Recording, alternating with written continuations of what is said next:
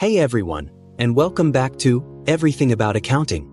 We've already tackled the income statement and the balance sheet.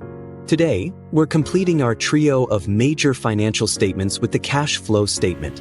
Unlike the income statement, which can include non-cash items like depreciation, the cash flow statement focuses on the actual movement of cash both into and out of a company over a period of time. It answers the crucial question, where did the company's cash come from and where did it go? The cash flow statement is divided into three main activities: operating activities, investing activities, and financing activities. Operating activities relate to the day-to-day running of the business, such as cash received from customers and cash paid to suppliers and employees. Investing activities involve the purchase and sale of long-term assets, like property, plant, and equipment. Buying a new machine would be a cash outflow, while selling an old one would be a cash inflow.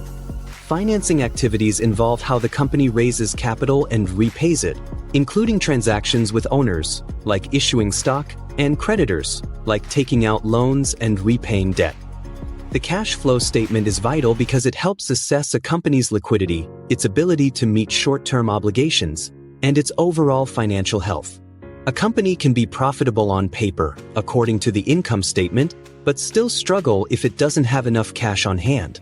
By analyzing the cash flow statement, investors and creditors can get a clearer picture of the company's ability to generate cash, fund its operations, and invest in future growth. So, to summarize, the cash flow statement tracks the actual cash inflows and outflows of a company over a period of time, categorized into operating, investing, and financing activities.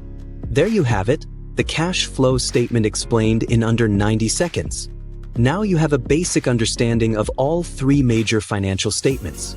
Let me know in the comments if you found this helpful. And don't forget to subscribe for more quick and easy accounting lessons. What specific element of these statements should we dive into next? Thanks for watching, and I'll see you in the next video.